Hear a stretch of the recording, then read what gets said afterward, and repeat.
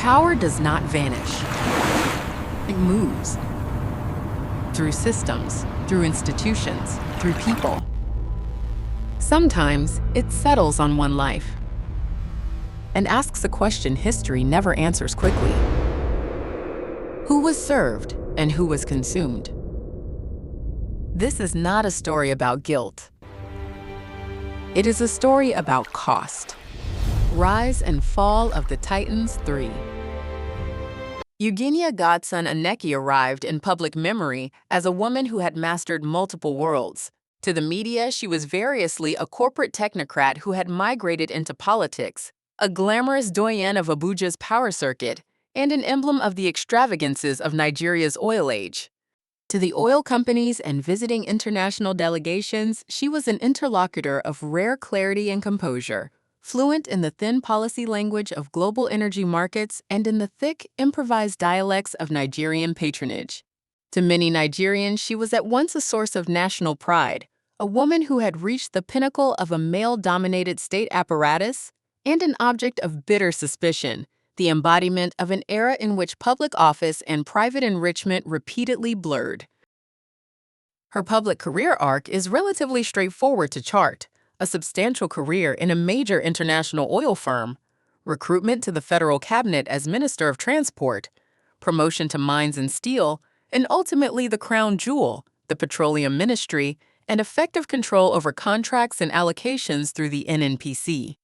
During her tenure, she pushed policy initiatives, foremost among them the long-running Petroleum Industry Bill, and presented a reformist, professional face abroad even as Nigeria's hydrocarbon architecture resisted transparency. The fall and the years after her departure have been structured by two parallel processes: the domestic, prosecutors, and anti-corruption bodies in Nigeria seeking to recover assets and to secure convictions, and the international, particularly British, investigations into the use of London's real estate and banking systems to shelter wealth. These strands intersected in a legal and diplomatic standoff, Nigeria demanding extradition to try offenses it alleges were committed in Nigeria, and British authorities and courts dealing with complex mutual legal assistance questions and domestic prosecutions for offenses in the UK. The house in which she was raised had been built of rendered cement and corrugated iron, a modest compound in a tight cluster of homes that overlooked a twisting creek. When the tide came in, the creeks whispered against the stilted walkways. When it fell, mudflats and mangrove roots showed the black truth beneath the water's glitter. The house always smelled faintly of diesel and fried plantain and the smoke of a lamp. A radio sat on a shelf and hummed constant news from Port Harcourt and Lagos: prices, protests, pipeline explosions.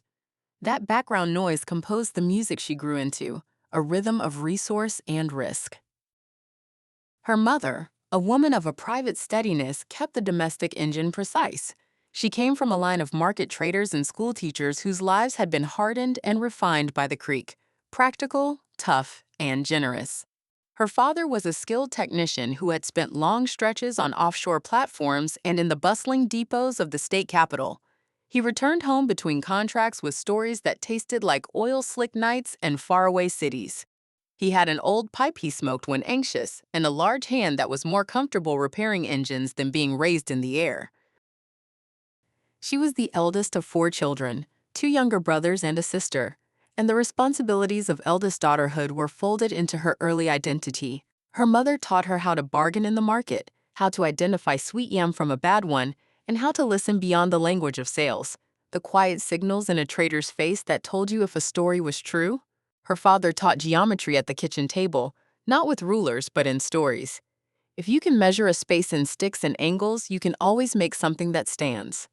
Those lessons about measurement, composition, and careful listening would be refracted into her later life as architecture and policy. Even as a child, she was tall, her limbs a little too long for dresses and unshapely for play. She began to notice how she filled a room differently. Men of the village nodded when she entered. Women assessed her for both advantage and threat. The little rituals of respect, a particular bend of the head, a softening of tone, were laid over her earliest social education. She learned quickly how to hold her shoulders so as to look in control, how to raise an eyebrow to stop a man mid-sentence, and how to look away without losing authority. Vanity was not the motive. It was survival and advantage. In a place where resource and respect mattered in equal measure, presentation was a form of power. School was not glamorous. The primary school had classrooms that leaned and windows without glass. The blackboard was scorched at one corner. But the teacher there, a woman with a voice that could crack a palm, saw in the girl a certain patient ferocity. She pushed her forward, loaned her a book, and made her recite multiplication tables until the numbers became a kind of music. When rain condensed the ceiling and leaked onto the straw mat of the pupils, the teacher would merely pull a bucket and keep going. Those were lessons in endurance as much as knowledge. Outside of school, the creek was both playground and threat. Men with cutlasses fished. The fishermen's boats were patched and glorified. Oil companies' barges sometimes slid through the channels like mechanical monsters. A boy from her neighborhood lost his father to a pipeline explosion, and the grief in the community was a strange, hard knot. Anger at oil companies and at the state, sorrow for an absent breadwinner, and then an ingrained acceptance that danger was part of living by the resource. The family attended church on Sunday. Later at night, they would gather on the veranda and talk politics. The military governors of yesteryear, the intermittent boom of oil prices, the politicians who occasionally came through with promises of roads and scholarship funds.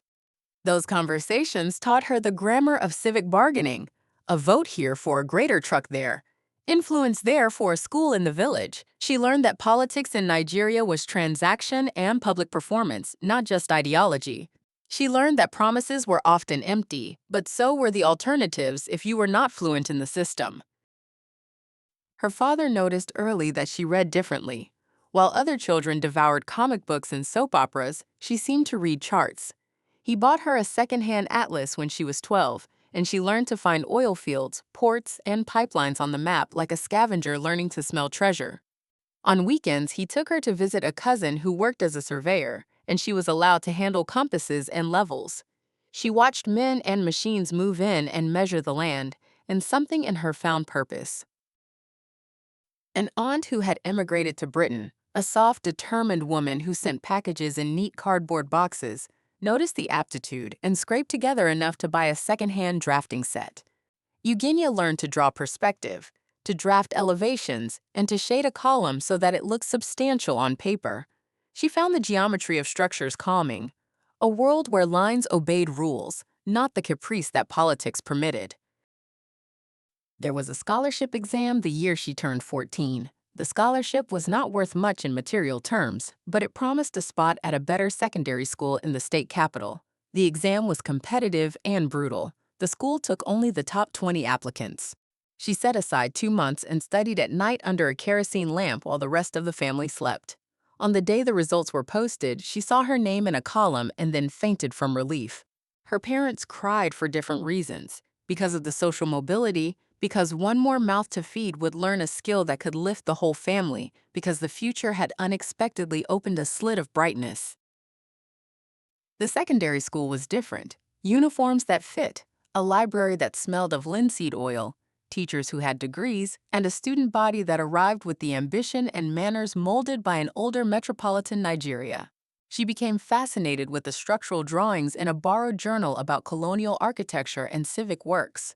A teacher named Mr. Eze, single, stern, unromantic, caught her interest and helped her apply for a university scholarship. He said bluntly, "Your hands are not for the market, they are for the plan."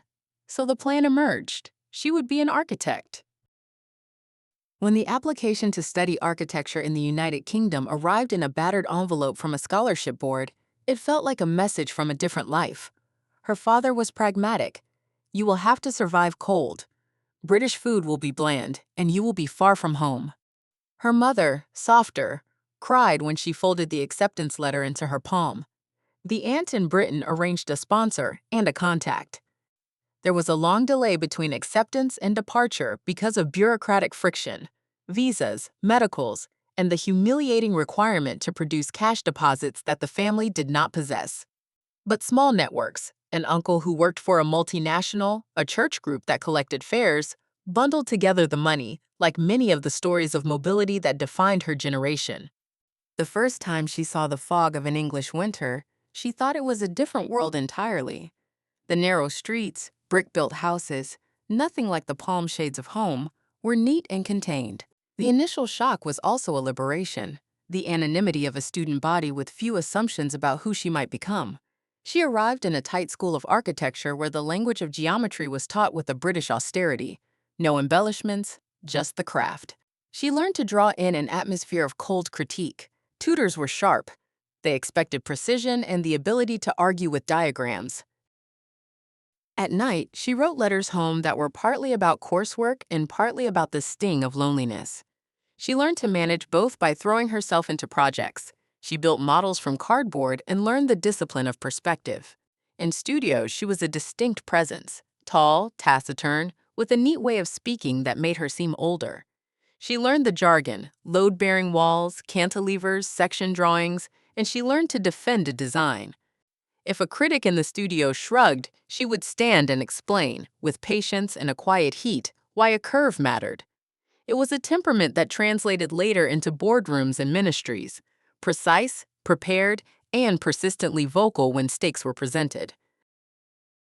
Her peer group was mixed, other Nigerians with similar dreams, a smattering of students from Africa and Asia, and a cluster of Brits who knew how to drink through lectures.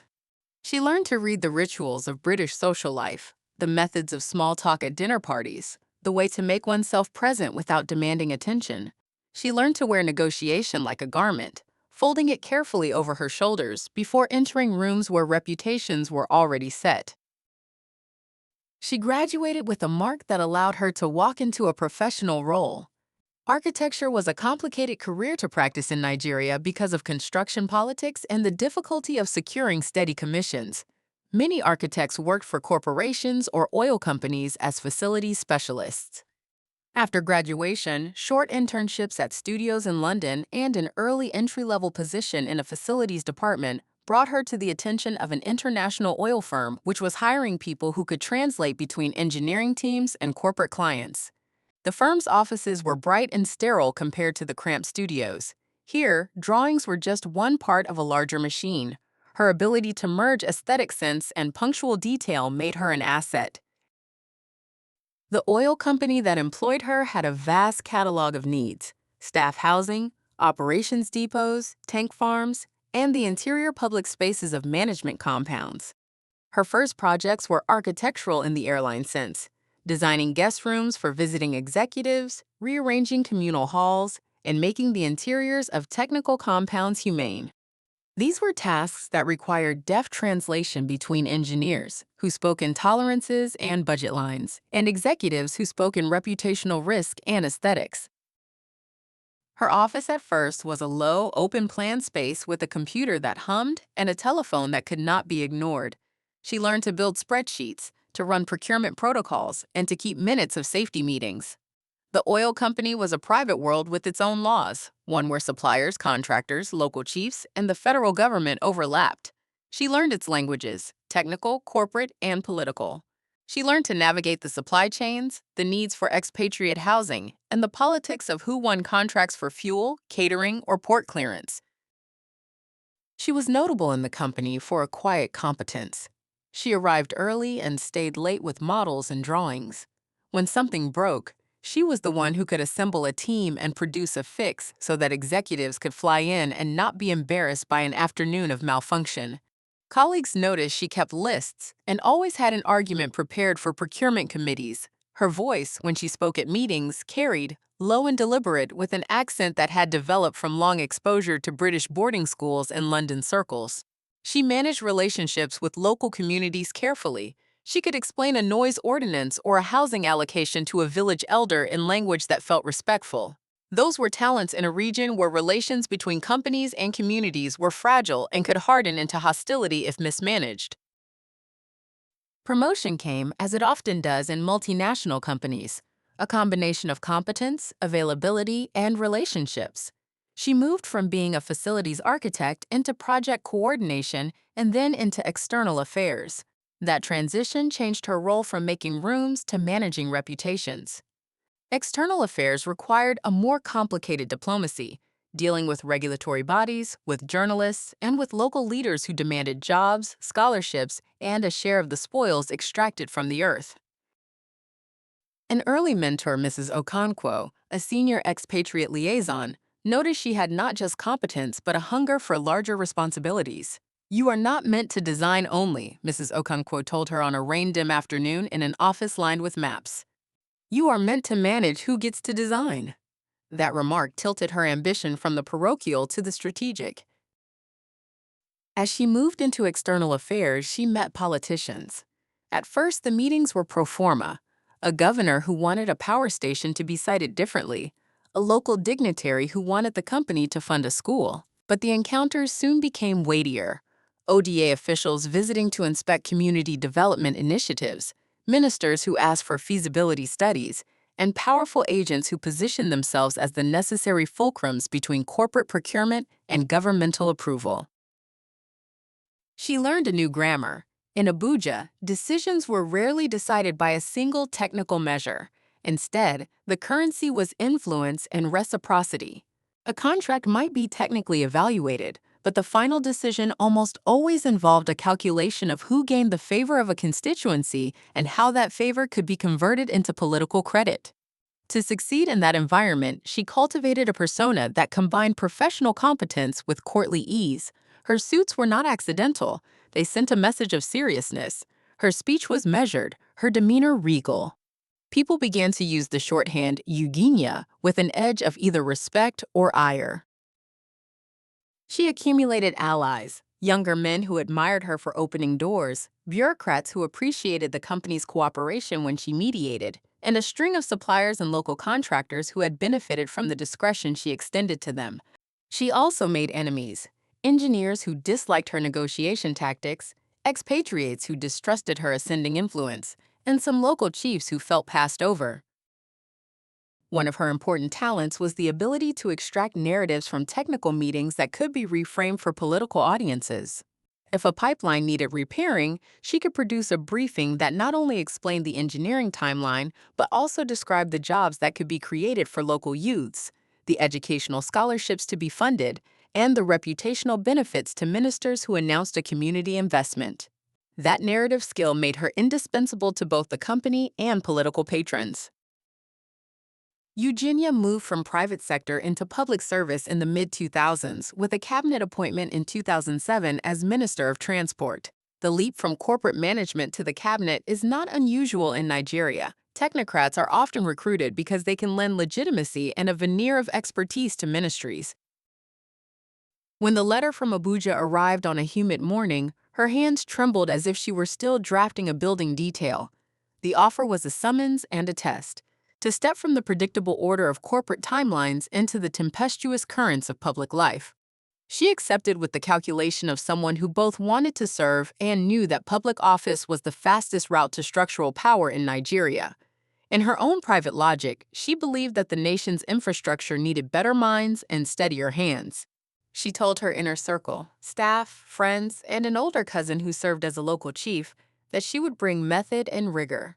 She vowed privately to convert good intentions into deliverable projects. Her early days in the ministry were a brutal curriculum in the art of retention and the distribution of favors. Ministries are governed by inertia and personalities. Bureaucrats were careful to point to the existing manuals. Contractors with long histories in the corridors of power knew how to slip around procurement rules, and ministers' aides jealously protected their patronage lists. She learned quickly how to use symbolic gestures: an announcement of a road repair here, a rehabilitation of a port there, to construct an image of competence. She also learned that in a ministerial role she would be measured less by actual exits and more by the ability to manage expectations. Her team crafted briefings that could be read at a press conference, and she learned the choreography of a public persona: show up at the ribbon cutting, speak in numbers and plans, and leave before the smell of controversy matured. Meanwhile, marriage for her, as for many people in that social stratum, was both a private bond and a public arrangement. The man she married in her mid-20s, Godson Aneke, was a naval officer who occupied strategic posts like military administrator and chief of naval staff. He was from Enugu State. He admired her mind and, more practically, he appreciated the manner in which she could command a room. Neither were romantic in the way young lovers in novels are presented.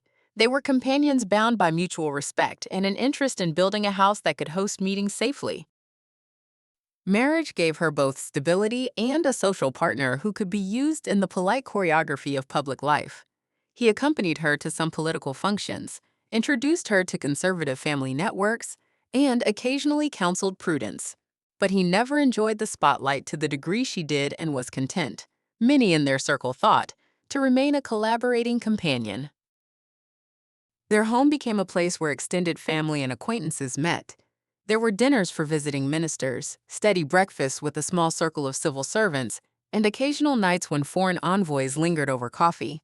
The house had an interior, which her training as an architect made sure was pleasing. A well-lit sitting room, leather chairs that bruised bravely in formalities, and artwork that suggested both taste and travel. She used the household as a microsalon, private conversations over meals, quiet negotiations, a place where political alliances could be nurtured in an environment of domestic intimacy. It was in these rooms that she developed and refined the performance that would define her public persona: a precise grin, a voice that did not hurry, and an ability to linger on a polite phrase that made interlocutors reveal more than they intended. The household and marriage were not simply private joys. They were instruments of social capital, and instruments accounted for in the balance of a life that moved between the private and public in relentless motion. Public life is a theater of choices. For technocrats who transition into ministries, the first years are always instructive. You must learn both how to govern and how to navigate the informal economy of patronage. The difference between a minister who is effective and one who is merely visible is often the ability to marshal both networks and processes. She, with her corporate background, understood that process could be redesigned, that procurement schedules and technical evaluations could be streamlined. But she also understood that in the Nigerian context, process had a social valence. It created winners and losers and required constant management. Abuja, in the memory of many who have pursued influence there, is both a monument to aspiration and a theater of improvisation. The city was built by planners as a fresh seat of government, but it quickly accreted a thick social ecology of ministries, contractors, and lobbyists. Her office in Abuja, a concrete tower whose windows caught the light in certain seasons, looked less like an administrative suite than a stage set. It was stripped of local character, instead presenting an image of orderly modernity: a large desk, leather, a few tasteful artworks, and a discreet security detail. That decor was not an accident. It was both a claim and a defense. Image mattered as much as policy. In the Ministry of Transport, she inherited a slate of problems: decaying infrastructure, mismanaged procurement, contractors with long histories and longer invoices. She tried to provide order, initiating audits, pressing for contractor performance bonds, asking for project timelines with measurable milestones. But she also learned the friction between reform and the distribution of patronage. An effective minister needs converted allies inside bureaucracy and friendly contractors outside. To accomplish anything, she adopted a duality: the minister who championed reforms in public speeches and the private manager who understood the economy of political capital. It was a time of learning and adaptation. She developed an approach to governance that blended administrative reform with personal diplomacy. Speechwriters turned her technical fixes into narratives about national development. She was careful in public not to reveal the full calculus behind decisions. Political life required plausible deniability at times. The capacity to speak both the language of technical deliverables and the idiom of nationalist rhetoric was useful. She had both. Her move to another ministry, Mines and Steel, was a shift from transportation networks to another resource-adjacent sector. It was a ministry that involved concessions and leases, a space where the lines between public good and private gain were blurred. There, she learned to navigate license awards and the politics of concession allocation. Many of the same principles applied. An allocation could be justified by economic logic, but the final approval process often included a demand for reciprocity, projects for local communities, preferential hiring, and sometimes political donations. While publicly she argued for modernization and investment, Privately, she learned that some instruments by which wealth was converted needed to be handled with an economy of secrecy. A minister is a node in a wider web. Ministers in Nigeria are often called upon by party structures to extend benefits in ways that did not resemble transparent procurement processes. She made notes of what reforms might be politically feasible and where to place her energy in ways that could be defended if challenged in the press. In 2010, she was appointed Minister of Petroleum Resources and made chairman of the NNPC board, roles that gave her extraordinary influence over the nation's oil arrangements and contracts. This is a public fact. The position made her one of the most powerful people in Nigeria. She presided over policies that affected national revenue, industry allocations, and international relations with energy corporations and OPEC colleagues. When she first walked into the NNPC suite, the view of Abuja felt like a map of potential: fuel depots, pipelines, and the arteries of national revenue. Her office seemed to her less like a workspace than a command post. It required a new language: crude allocation tables, derivative flows to refining, offshore lifting arrangements, and an intimate knowledge of who had the access to ships and who could move product. The job was both technical and political, and she took it with a seriousness that suggested she intended to leave a mark. Her early months at the helm were devoted to ritual tasks, familiarization with audit reports, meetings with OPEC delegates, and the constant negotiation with engineers on refinery rehabilitation. She stacked her team with both trusted aides from her earlier ministries and technocrats she respected. When she spoke at a press conference, she did so with the confidence of someone who had rehearsed nuance until it sounded natural. The international community liked her. She was an easy face for meetings because she spoke the language of competence and reform. But the office was a net that captured a multitude of pressures. Suppliers sought favorable allocations. Local companies lobbied for stakes. International firms sought stable policy. The state demanded revenue. The theater of distribution was never neutral. It required a deft hand to allocate benefits so as to preserve political stability, personal advantage, and national interest. She came to regard the office as a steward of contradictions. That daily governance of friction, and how to convert it into outcomes that could be publicly defended, became her central practice. She learned to inhabit an architecture of influence differently. The ministerial office was both instrument and emblem. She treated it like an extended project brief, a space to bring order to chaos. She would arrive early, move through security with a glance that cataloged faces and moods, and sit at a dark wooden desk where a map of Nigeria's pipelines was tacked at eye level. She would study production schedules like a painter studying a palette: blends, grades, points of light and shade. There were moments when the scale of responsibility landed with a physical heaviness. In the small hours, she reviewed daily lifting reports and the names attached to allocations. She would annotate the tender lists with a meticulous hand, circling names where prior engagements required careful attention. It was not because she enjoyed spinning webs. It was because she had come to see the ministry as a mechanism of national management in which each allocation could ripple into local employment, a rehabilitation project, scholarships, and political stability. The calculus of governance, therefore, became entangled with the calculus of political survival. She cultivated a team with two agendas: technocratic competence and political pliancy. The technocrats built spreadsheets, audited refinery schedules, and negotiated OPEC statements. The political aides tracked loyalties, requests, and the informal claims on the ministry. Her daily calendar was a ledger of both: bilateral meetings with foreign firms in the morning, a ribbon cutting in a Delta community in the afternoon, and then late evening private briefings that managed 1,000 small demands. In public settings, she was a study in composure and polish. Speeches at OPEC and energy forums went like clockwork: clear slides, crisp terms, a well-measured confidence that made foreign ministers and delegations feel they were in competent hands. It was not mere performance. She understood global energy markets and the subtleties of supply and purchasing, and she could answer technical questions with a fluency that impressed diplomats and energy executives alike. Her image abroad was of a professional, reform-minded minister who could close doors and make deals. At home, the demands were different and more exhaustively human. Ministers from oil-producing states, governors, and local chiefs expected that their communities would benefit. Federal party structures expected allocations to be used for patronage. A vicious paradox formed: the need for transparent, efficient administration on paper and the constant pressure to distribute benefits in ways that kept political partners aligned. She developed a method that was both managerial and selective. She would press for certain visible reforms: a refinery pilot program, a community trust fund, a headline-grabbing infrastructure promise, while complying with the political necessities that made the ministry function in the particular ecosystem of Nigerian governance. The tension between reform and patronage was always present.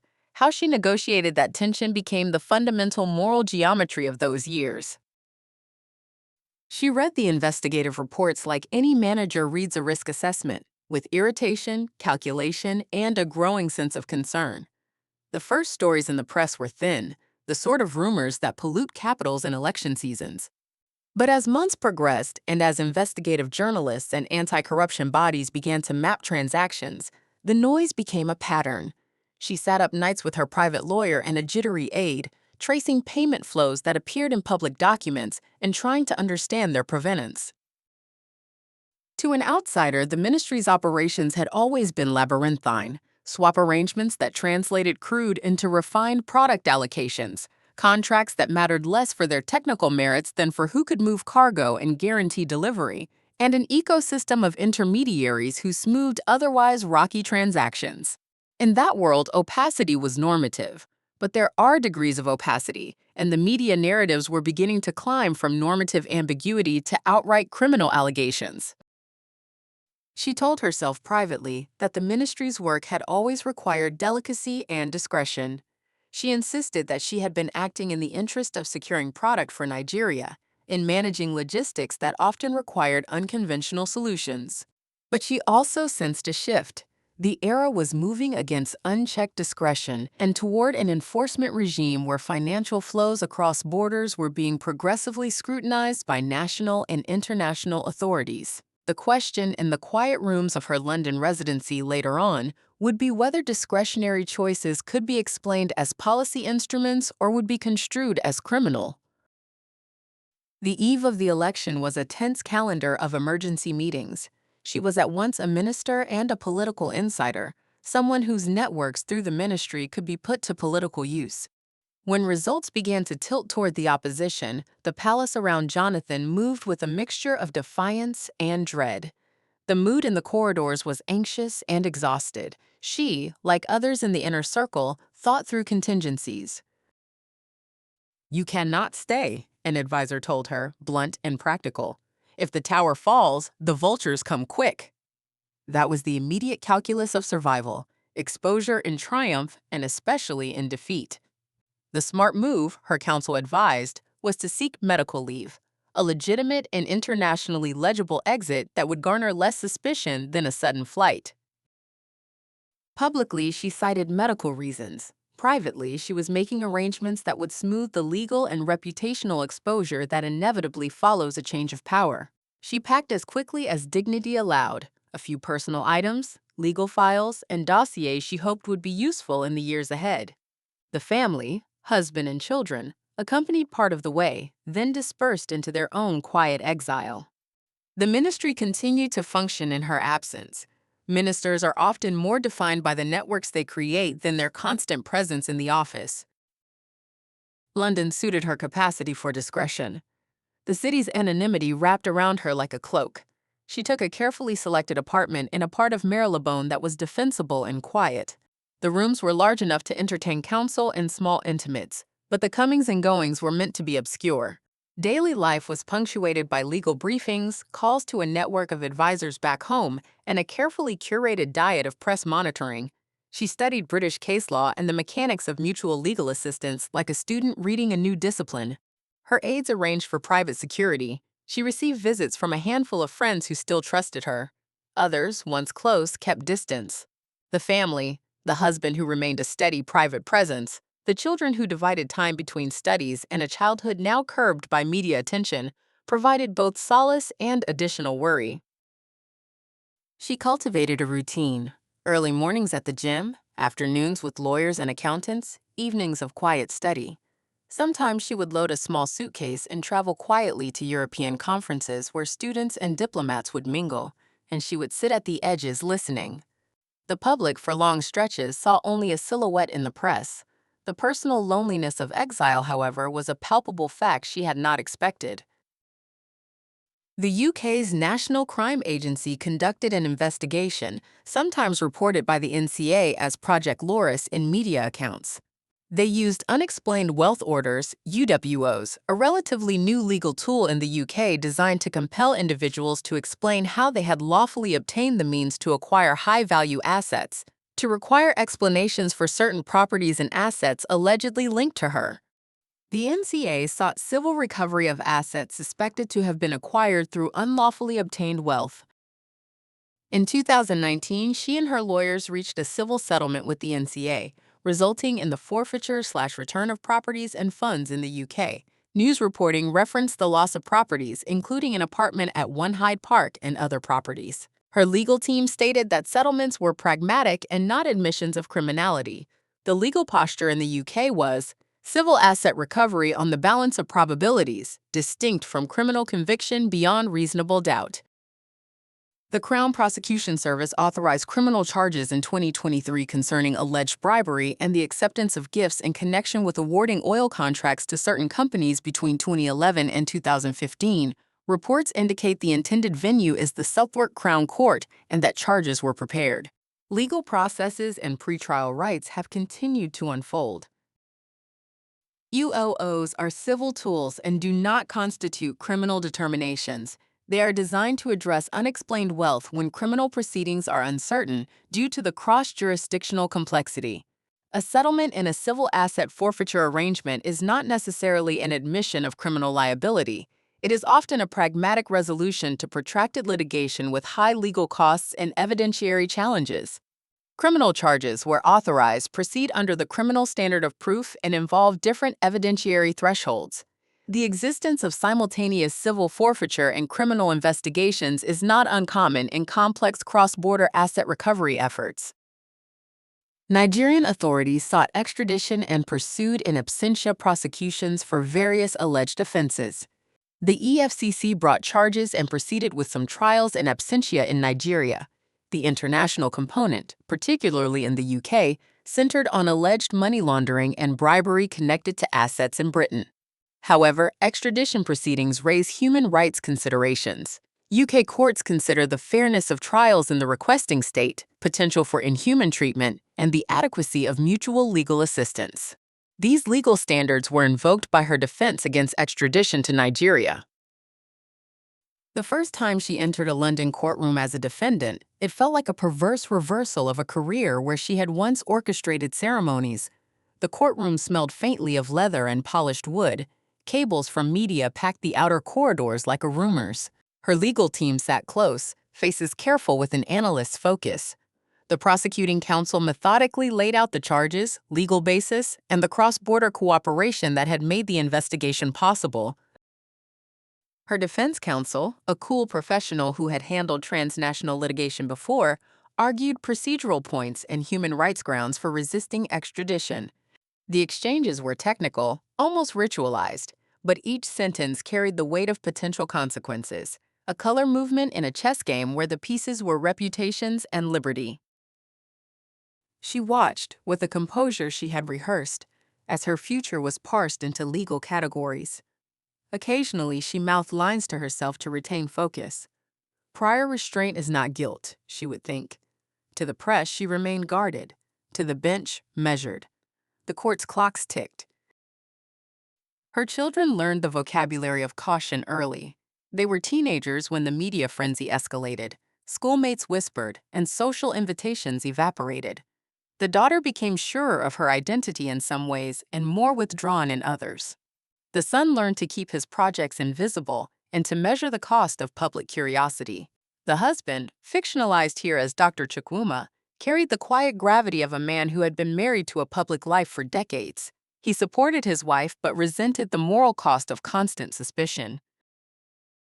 There were nights when the house became a place of brittle conversation. "You should have stayed," he said once, a line that fell like a hammer in a hollow room. "We had years. We could have faced it here." She responded not with anger, but with the calculation of someone who had learned the brutality of political winds. "We left to preserve what we could," she said softly. "Staying would have made it worse for all of us." Their arguments often circled not culpability but fear. Fear for children, fear of public spectacle, and fear that the long game of reputation had turned into an unwinnable war. Public humiliation is a peculiar thing. It arrives as a domestic grief, a reshaping of daily rituals, the absence of friends, the reluctance of old business partners to call, the quiet cancellation of planned trips. Her social circles thinned to a small cadre of loyal supporters and a professional legal team that consumed time and attention. British prosecutors authorized charges in relation to alleged bribery offenses between 2011 and 2015. The intended venue, reported as Southwark Crown Court, indicates the seriousness of charges, which typically would involve complex evidence, including witness testimony, bank trails, property linkage, and documentary material from multiple jurisdictions. Pretrial hearings, disclosure disputes, and international evidence procurement are all expected components of such trials. She rehearsed the theater of the trial like an actor preparing for a role that she had not written. Her legal team reviewed lines of witness exposure and the possible defenses: lack of evidence of corrupt intent, plausible explanations for gifts framed as friendship, attacks on the credibility of cooperating witnesses who might benefit from plea arrangements. They rehearsed cross-examination, how to render a testimony as unreliable, how to show that the flow of funds was not tied demonstrably to ministerial acts, but to commercial transactions beyond her lawful control. On the morning of an important pretrial hearing, she felt a fatigue that was more moral than physical. The law, she knew, could be a scalpel or a sledgehammer depending on the narrative shaped by the prosecution.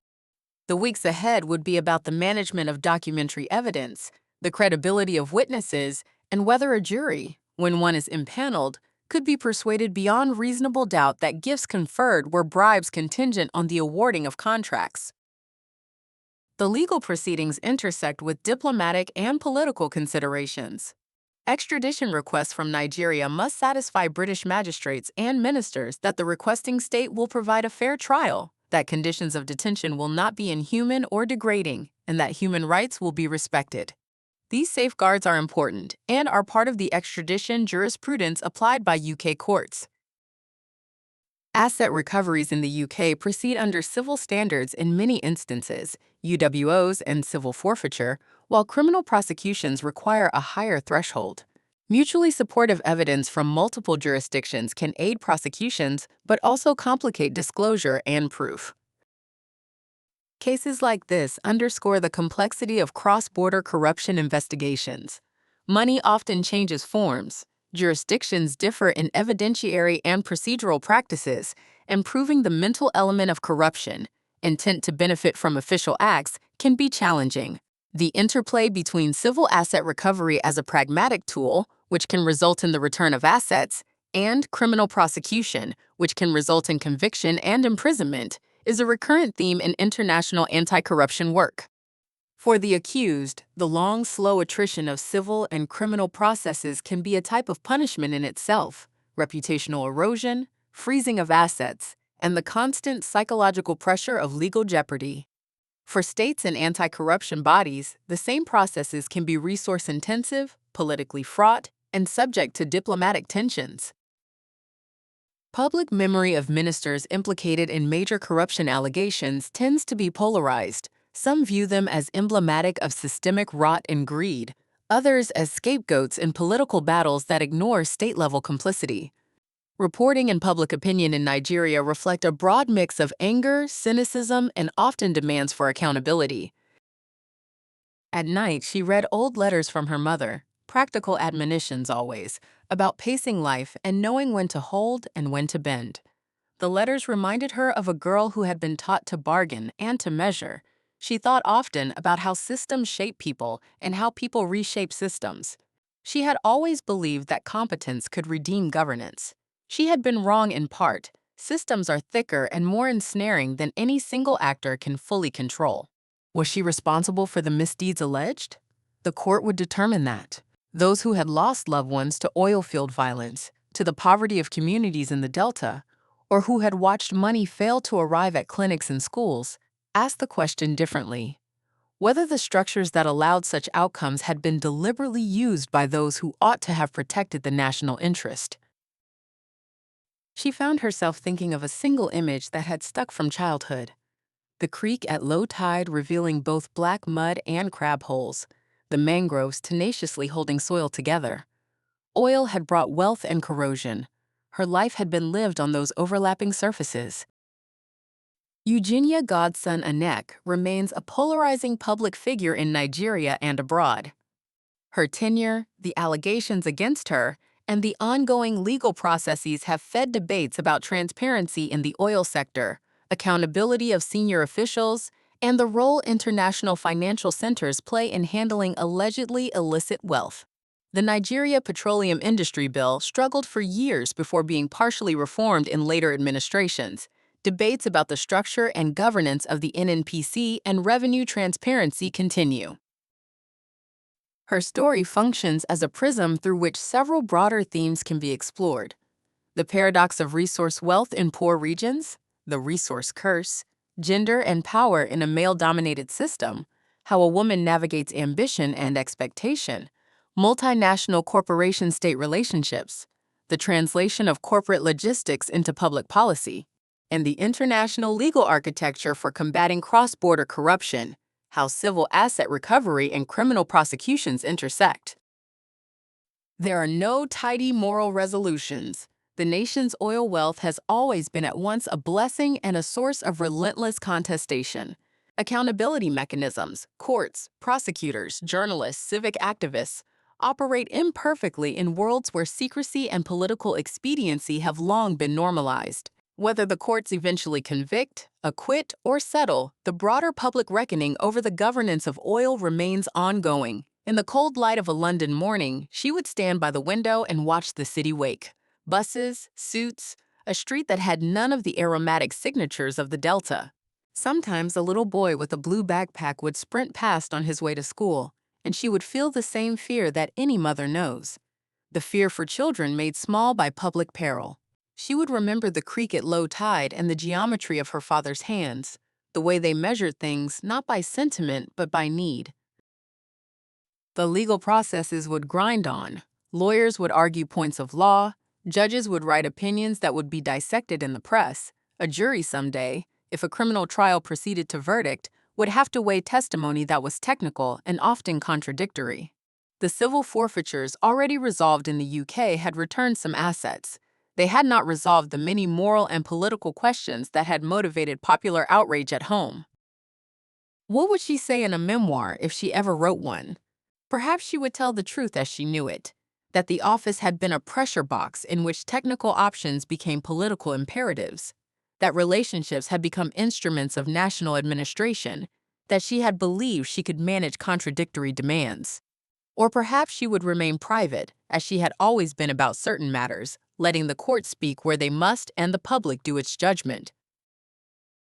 The legal matters described in this second batch include public legal steps taken by authorities in Nigeria and the UK. Allegations have been made in public reports. Some were followed by civil forfeiture settlements in the UK and criminal charge authorizations by the CPS. Many aspects remain subject to ongoing legal processes and judicial determination. The narrative here balances factual reporting about those processes with fictionalized scenes intended to render human experience around those events. The story of Euginia Godson Aneke is entangled with the story of Nigeria's oil century: profound wealth, deep inequality, foreign capital, local grievance, and the complicated machinery of governance that must translate resource rents into national progress if the nation is to heal the distortions wealth can create. Whether one views her as a master architect of shadows or as a scapegoat in a broader system of rot depends partly on evidence adjudicated by courts and partly on moral judgments formed in the public sphere. What is indisputable is that the institutions, both domestic and international, that handle allegations of grand corruption are being stress-tested. Judicial systems, asset recovery mechanisms, political will, investigative journalism, and civil society. The outcome of her criminal proceedings, civil settlements, and the narratives that grow around them will continue to shape the way Nigeria and the international community talk about oil, power, and accountability. For the individual at the center of this story, life in exile is not a conclusion, but a long juridical present. There will be hearings, motions, witness appearances, legal appeals, and the idiosyncratic drift of news cycles. The creeks at low tide will still reveal mud and crab holes long after the headlines fade. They will remain a reminder that resources are both the basis of life and the seedbed of contest. Her life has moved between those surfaces. The court of history will keep asking whether stewardship chose the public good or private advantage.